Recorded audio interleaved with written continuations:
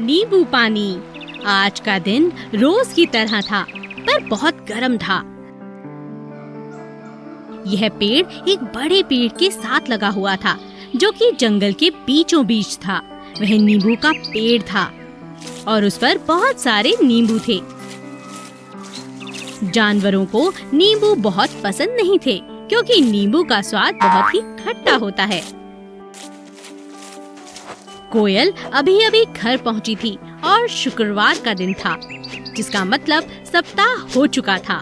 पिता कोयल और माता कोयल को परिवार के लिए खाना डालने में परेशानी हो रही थी। यह देखकर कोयल को बहुत बुरा लगा।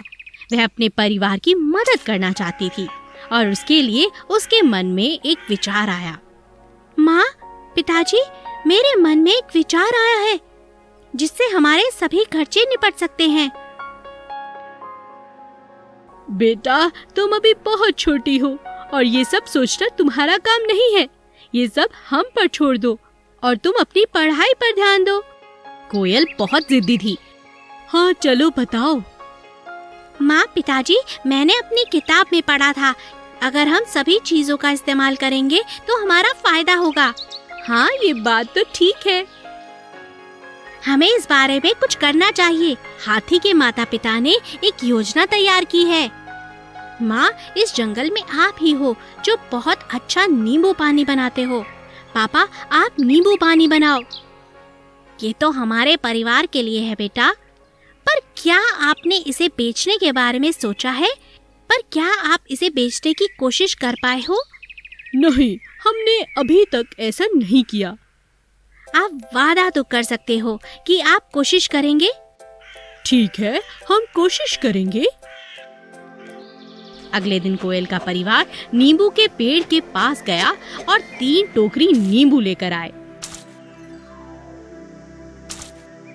घर पहुंचकर उन्होंने खूब सारा नींबू का रस निकाला।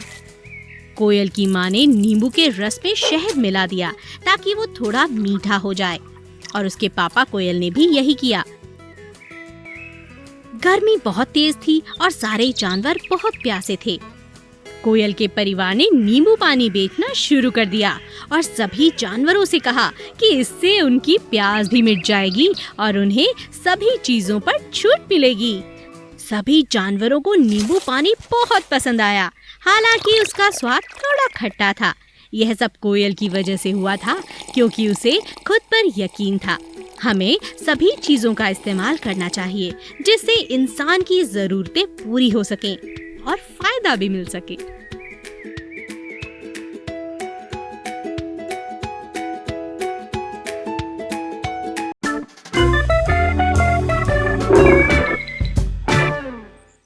विनम्र कबूतर और घमंडी मोर।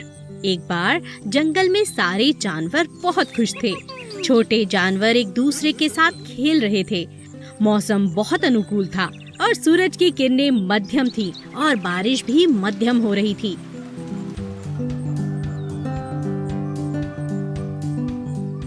हमारा जंगल बहुत ही शांत है और यहाँ का हर जानवर मेरे निर्देश मानता है, और मैं अपने निर्देश फिर से दोहराता हूँ कि कोई भी जानवर रात को 9 बजे के बाद और सुबह 6 बजे से पहले बाहर नहीं निकलेगा। क्या तुम समझे? हाँ महाराज, हम समझ गए।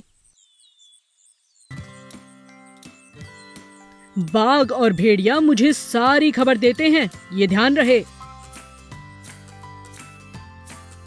रात के 10 बज रहे थे।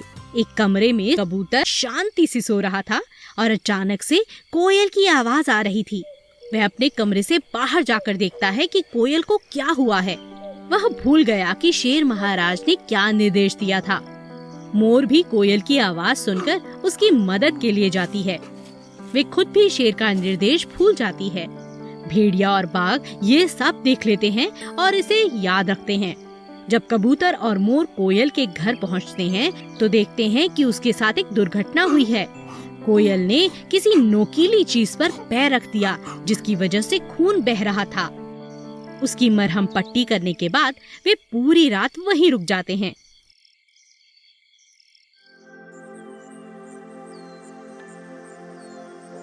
अगले दिन भेड़िया और बाघ ने शेर को बताया कि कबूतर और मोर ने उनके निर्देश का पालन नहीं किया। यह सुनकर शेर बहुत गुस्से में आ जाता है। सारे जानवरों की सभा बुलाई जाती है, जिसमें कोयल, मोर और कबूतर भी शामिल थे। कोई नहीं जानता था कि शेर ने उन्हें क्यों बुलाया है। कुछ ने कहा, कोई जानवर इतना हठी कैसे हो सकता है? हमें नहीं पता कि उन्होंने ऐसा क्यों किया, इसीलिए हमें कुछ नहीं कहना चाहिए। मैंने एक नियम बनाया है जिसका पालन कबूतर और मोर ने नहीं किया। मैं उन्हें एक मौका देता हूँ अपनी बात रखने का, फिर ही मैं उनका फैसला सुनाऊंगा। मैं आपके निर्देश का पालन नहीं तोड़ना चाहता था महाराज। मैं तो घर पर सो रहा था जब मैंने कोयल को मदद के लिए पुकारते हुए सुना, इसीलिए मैं उसकी मदद के लिए चला गया। मुझे माफ कर दीजिए महाराज, पर मैं कोयल को उस हालत में नहीं छोड़ सकता था। मुझे माफ करिए। महाराज, मैं तो इस जंगल की सबसे खूबसूरत चिड़िया में से एक हूँ। मैं इस बारे में कुछ नहीं कह सकती।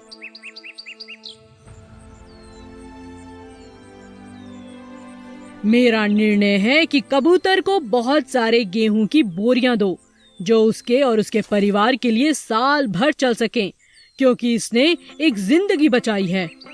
और मोर को 2 महीने के लिए जेल में डाल दो, क्योंकि इसने हमारे आदेश का पालन नहीं किया और ये बहुत घमंडी भी है। अभिमान हमेशा लोगों को परेशानी में डालता है और विनम्रता लोगों को अच्छी चीजें सिखाती है।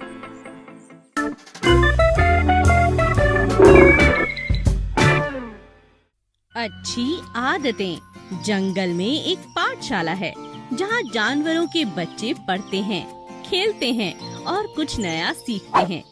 शेर का बच्चा अपने आरामदायक बिस्तर पर सो रहा है। चलो बेटा, जल्दी उठो, तुम्हें पाठशाला के लिए देरी हो रही है। शेर का बच्चा बड़े आलस से उठता है। उसकी माँ उसे ब्रश और साबुन देकर नहाने के लिए भेज देती है। जाओ, जाकर तैयार हो जाओ, मैं तुम्हारे लिए नाश्ता लाती हूँ। शेर का बच्चा कमरे में घुसकर वहीं सो जाता है। जल्दी करो। यह सुनकर शेर का बच्चा उठकर ब्रश करने लगता है। अरे, ये टूथब्रश कितना स्वादिष्ट है।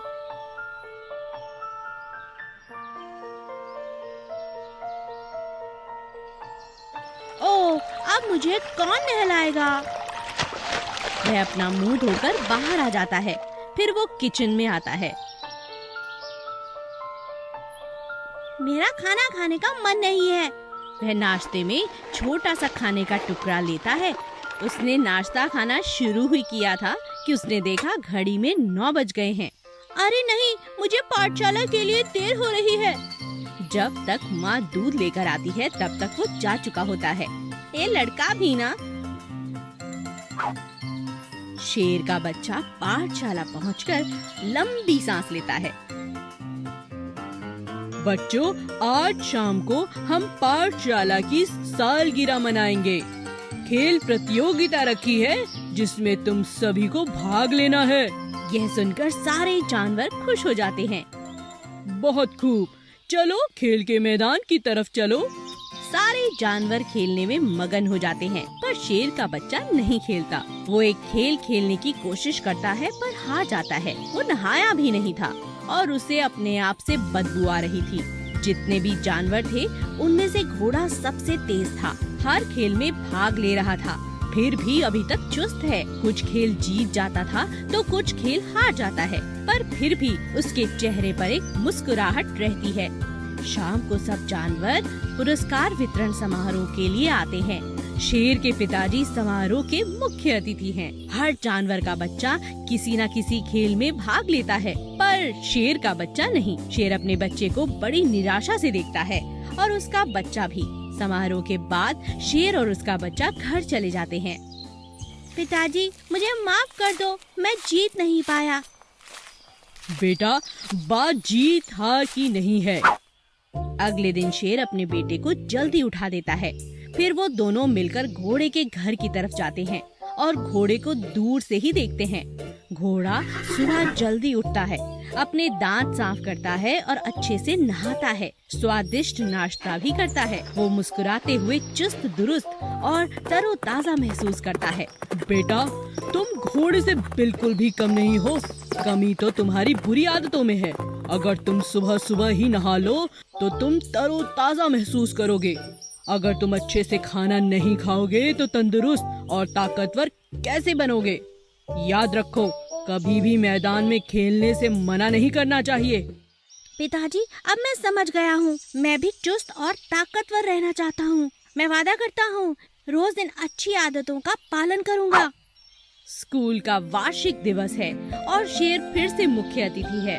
मैं आज के विजेता को मंच पर बुलाता हूँ।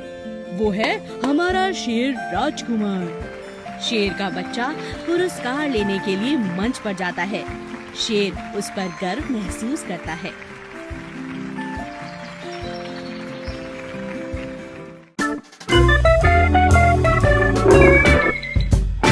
शैतान बंदर। जंगल बहुत जीवों, उनकी जिंदगी और पाठ से भरा है। जंगल में अब लोग एक दूसरे को कुछ न कुछ सिखाते हैं। देखते हैं कि इस कहानी से हमें क्या सीख मिलती है। छोटा बंदर एक पेड़ पर बैठकर केला खा रहा है। तभी उसे खरगोश उस तरफ आता हुआ दिखता है। बंदर मस्ती के मूड में है और वो केले का छिलका नीचे फेंक देता है। खरगोश उस छिलके पर फिसल जाता है और रोने लगता है। बंदर हंसता है और खरगोश को देख के मुंह बनाता है। खरगोश गुस्से से बंदर को देखता है और चुपचाप वहाँ से चला जाता है। बंदर के पिताजी यह सब देख रहे हैं। वो बंदर से कहते हैं, ये अच्छी बात नहीं है बेटा, तुम्हें दूसरों को परेशान नहीं करना चाहिए। छोटा बंदर अपने पिता की बात नहीं सुनता। थोड़े समय बाद बंदर के पेड़ के नीचे एक हिरन जाता है और हिरन के हाथ में कुछ फल हैं। हिरन को देखकर बंदर झटपट नीचे आता है और हिरन के कुछ फल छीनकर झट से पेड़ पर चढ़ जाता है। मेरा खाना वापस दो, मेरे बच्चे भूखे हैं। आ जाओ और ले लो, अब तो ये मेरे हो गए। बेटा, वापस कर दो। नहीं, मैं नहीं करूँगा। छोटा बंदर ऊपर पेड़ पर चढ़कर फल खाने लगता है। उसके पिता उदासी से हिरन को देखते हैं। मुझे माफ कर दो हिरन, मेरे बेटे ने गलत आदत सीख ली है। तुम्हें ऐसा करना चाहिए, वरना ये बड़ा होके बुरा बंदर बनेगा और ये जंगल के लिए अच्छा नहीं है। तुम हाथी के पास जाकर बात करो, वो तुम्हारी मदद करेगा। हाँ, शायद तुम ठीक कह रहे हो, मैं हाथी के पास जाऊंगा। बंदर के पिता हाथी से मिलने जाते हैं और उसे सारी बात बताते हैं। हाथी ध्यान से सारी बात सुनता है। ठीक है, तुम चिंता मत करो, ये सब मैं देख लूंगा। अगले दिन हाथी छोटे बंदर को लेकर एक बहुत ही सुंदर बागीचे में जाता है। फिर वो एक छोटे पेड़ के पास रुक जाता है और छोटे बंदर से कहता है, क्या तुम मेरे लिए ये पौधा खींच के निकाल दोगे? बंदर झट से पौधा निकाल देता है। हाथी अब एक बड़े पौधे की तरफ इशारा करके कहता है। बंदर वो भी खींचकर निकाल देता है। तब हाथी एक झाड़ी की तरफ इशारा करता है। बंदर उसे भी निकाल देता है, पर उसे थोड़ी सी मुश्किल होती है। आप मुझसे क्या चाहते हो? बताता हूँ, बस मेरी एक और मदद करो। मुझे अब अमरूद का पेड़ खाना है, ये मुझे निकाल कर दे दो। छोटा बंदर उस पेड़ की तरफ देखकर हैरान होता है। क्या सच में आपको यह पेड़ चाहिए? हाँ, यही वाला। पर ये तो बहुत बड़ा है, इसे कैसे निकाल सकता हूँ? ये तो नहीं हो पाएगा। अब हाथी मुस्कुराता है। देखो, बुरी आदतों के साथ भी यही है। अभी तुम जवान हो तो तुम जल्दी से इन आदतों को छोड़ सकते हो। जब तुम बड़े हो जाओगे तो ये आदतें तुम नहीं छोड़ पाओगे, और अगर तुम नहीं बदले तो पूरा जंगल तुम्हारे खिलाफ हो जाएगा। छोटा बंदर सख्ते में आ जाता है। वो शर्मिंदा होकर सर झुका लेता है। मैं समझ गया, आप क्या चाहते हैं। मुझे माफ कर दो। मुझे तो कभी अपनी आदतें बुरी नहीं लगी, पर अब समझ पा रहा हूँ। अब मैं अपनी सभी बुरी आदतें छोड़ दूंगा ताकि जब मैं बड़ा हूँ तो मैं अच्छा और प्यारा बंदर बनूं।